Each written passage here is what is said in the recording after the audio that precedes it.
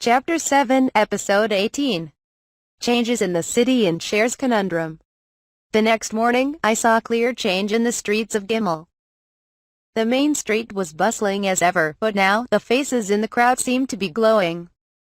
Hurry, hurry, folks. Best price in the city. 5 suits for each skewer. Don't sleep on this offer, it ain't gonna last. Even the calls from the food stands and pop-up shops carried more energy. After walking down the street for some time, I passed by a certain shop in the alley and overheard a group of ladies chattering away. "Good morning, ladies. It's been so long since we've seen each other. Yes, I was hesitant to come to this part of town. Right.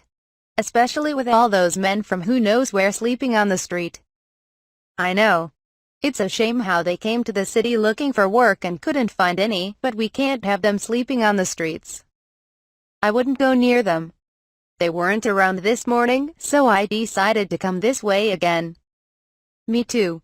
I actually haven't seen any of them today. There would always be at least one in the area before. I wonder where they've gone. Not that I want them back on the streets." I walked past several more groups noticing the same and even mentioning that the city felt nicer and safer. While the workers didn't have any ill intent and had no other option than to sleep on the street. A street corner with a congregation of workers sleeping on the ground could carry a different air than a street corner without them, and it could affect passers-by differently. The laborers had moved into the dormitory the previous day.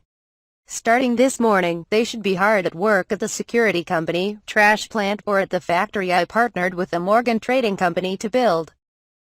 Even though they had contributed to the rise in crime in the city, most of them had come to the city simply in search of a job and not to commit a crime.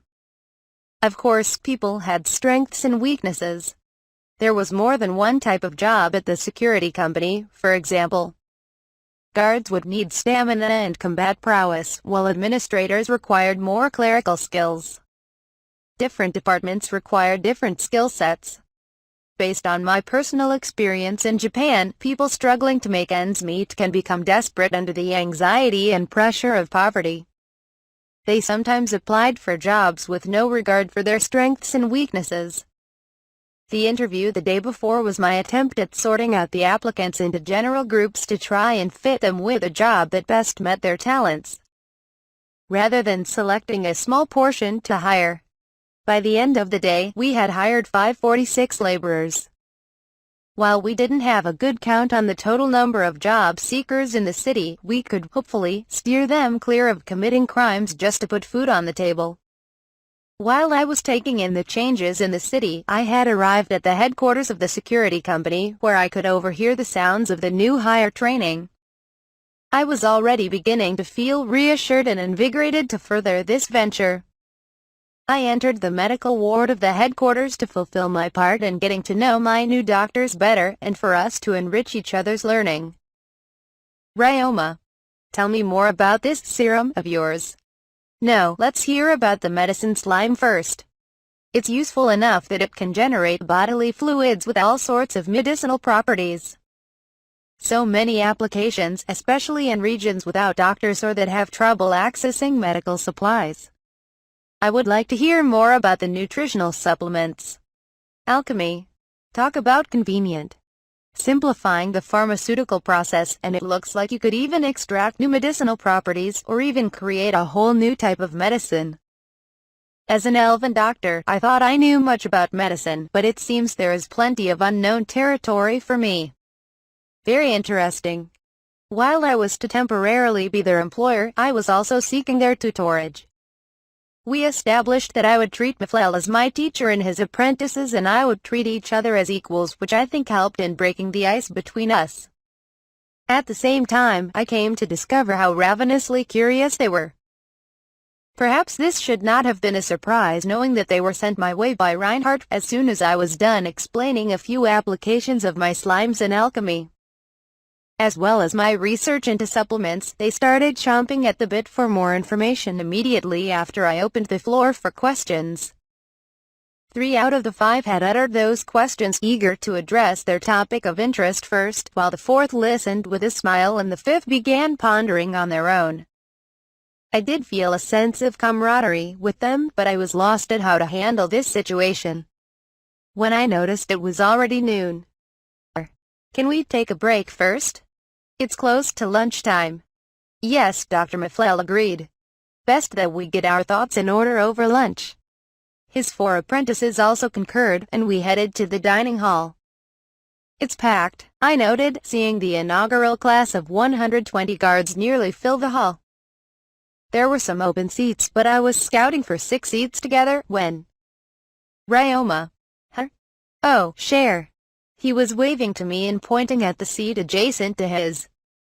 It looked like a party had just vacated his table, and he was now saving those seats for the 6 of us. I think we have our seats. I gratefully waved to Sher, then approached the counter to order our food. We can choose from a menu here, one of the doctors asked. Food is what we need to survive, after all. We picked out workers who had experience cooking or working at restaurants to lead the kitchen, I said. The food was free to employees, of course. This day, the kitchen offered a sandwich or a plate of bread, sausage, and vegetable soup. It was understandable that they could only offer 2 options considering how many ingredients they had to prepare. And it was our first day of operations. I'd let the dining hall staff run for a while and see how it went. I took the platter since I wanted to taste the soup, and the doctors picked their preferred option before heading to the table where Sher was sitting. Thank you, Sher. Don't worry about it, Ryoma. And they are? He would naturally be curious. I had no reason to lie about who they were, so I introduced the doctors to Sher before introducing him to them.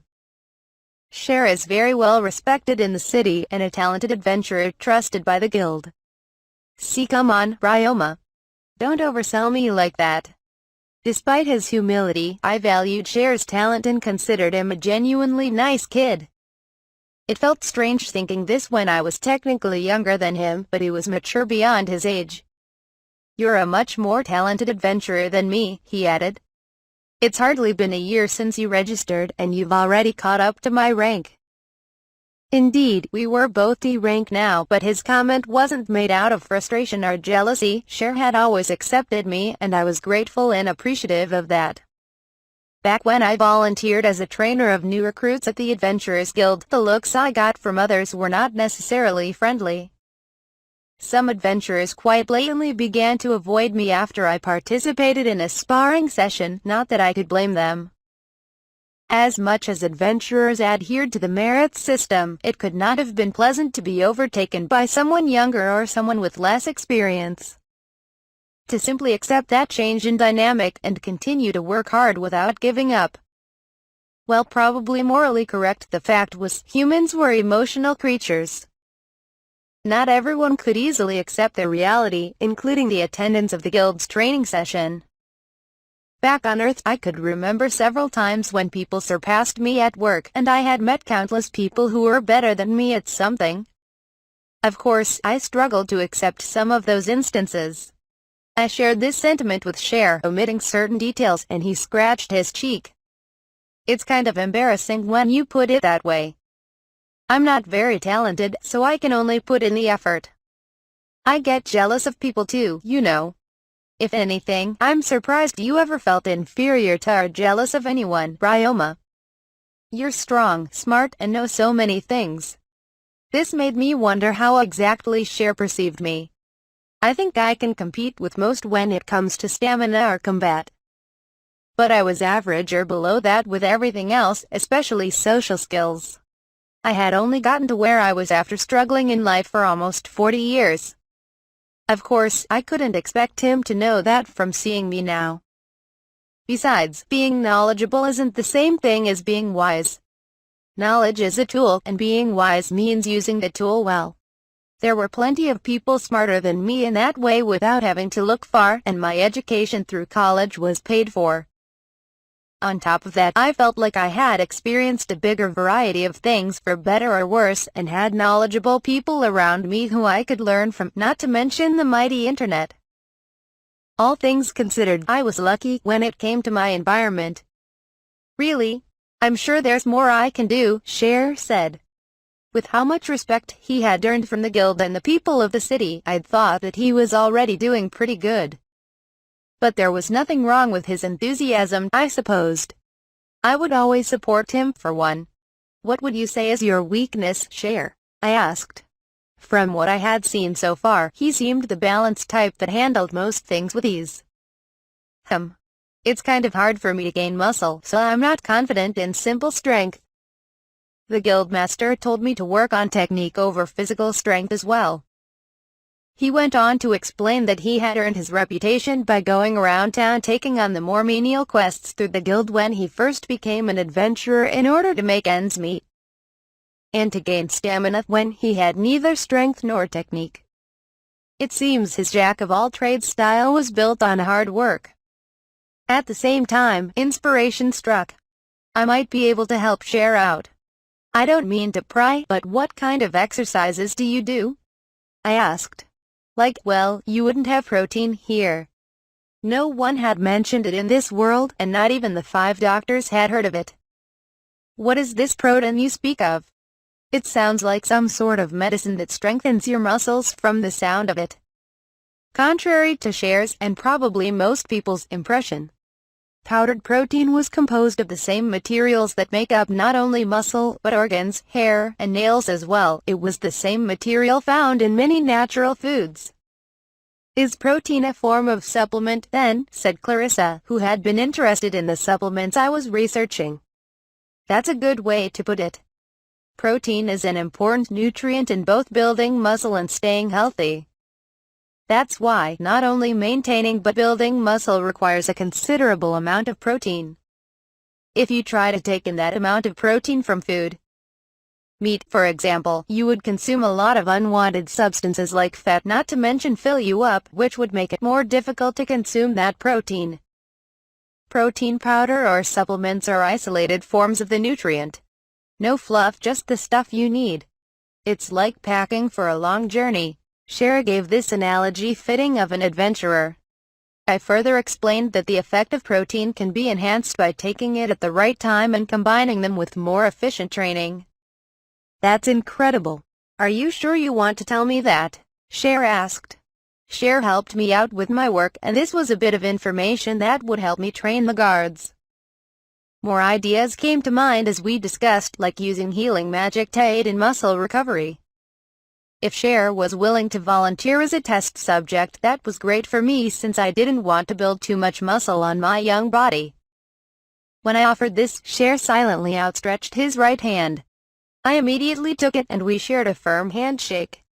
Can I join you in that research? Asked Tint, the athletic doctor. Great news for me, but I saw a flicker of passion in his eyes.